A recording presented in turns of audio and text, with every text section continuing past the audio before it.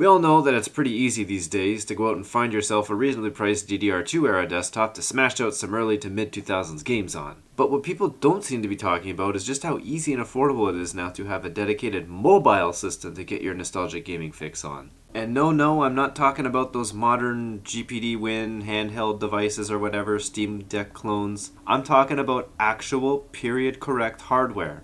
I have seen some videos of older high-end early 2000s laptops, and they show off just how capable they are as well for being convenient vintage gaming setups. But there's a problem, and the problem with them is that most of the time, they're actually quite expensive given the spec and condition you'll find them in.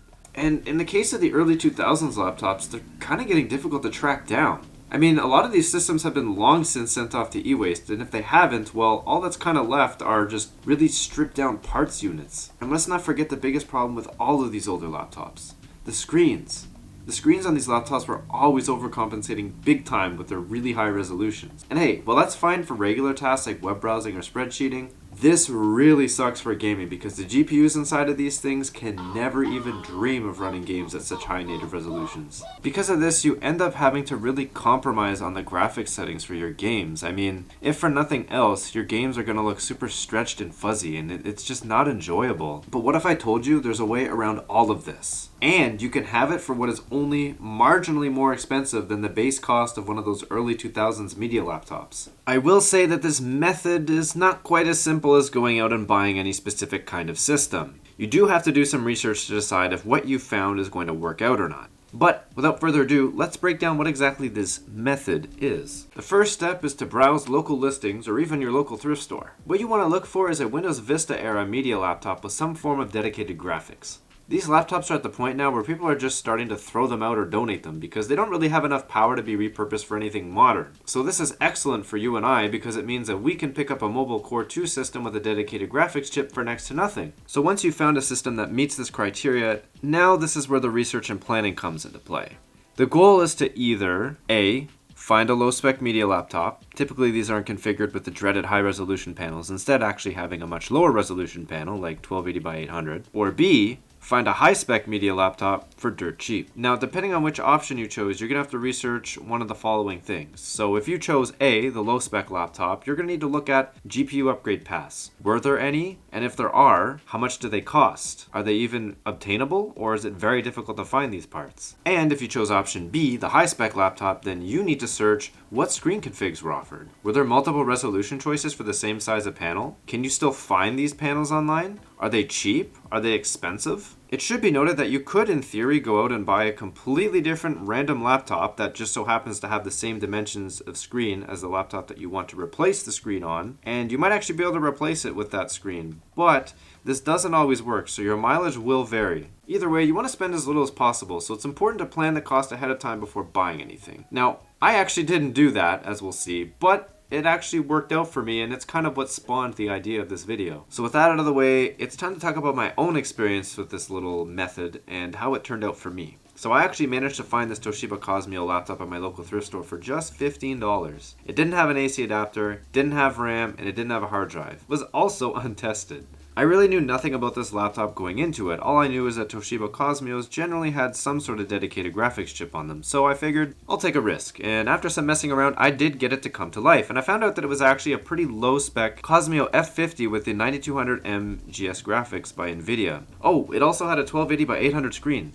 That's awesome. This is the perfect laptop for case A. Keep in mind though, I picked this system up in like early February of this year, so I did do some tests with the original hardware, but nothing is recorded, unfortunately. Nothing is logged. But overall, where the laptop stands now is with the following configuration. A blazing fast Intel Core 2 Duo T9900 CPU, an NVIDIA 9600M GT, a 480GB Kingston SSD, the beloved 1280 by 800 LED display panel, which looks really nice, and 4GB of 800MHz DDR2, which I've personally capped at 2GB under Windows XP to maintain compatibility with some older games.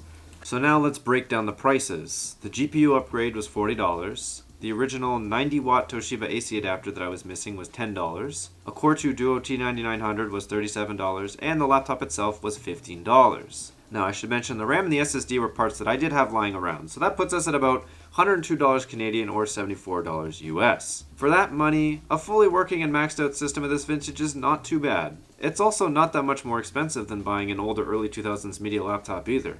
Now, I will admit the CPU upgrade was kind of useless, it was more of a weird flex. So if you wanted to actually go truly as cheap as possible, you could absolutely skip the CPU upgrade. The P7350 CPU that was originally in this Cosmeo was absolutely quite fine, and it really worked quite well. So assuming I skipped the CPU upgrade, that would actually put me at just 65 CAD or 47 US. That's awesome. So now I have quite a powerful mobile gaming setup for those early to mid 2000s games that's actually capable of running most of them at native resolution too. But rather than focus strictly on the performance of the laptop, I want to compare it against a LGA 775 desktop system that actually costs less than this whole laptop does after upgrades. The idea of this comparison is to help you determine whether or not paying more for a compact, convenient, and mobile setup is worth it versus paying less for a far more powerful but far less compact and convenient desktop setup. Just a little side note, if you watched my previous video, you would recognize the X1950 XTX. That was part of 7 GPUs that I bought untested for $100. So if we do some boy math and we divide 100 by 7, that's about 14. So let's assume that just that single card itself was $14. Alright, with that out of the way, let's get to looking at some games on the desktop and then the laptop.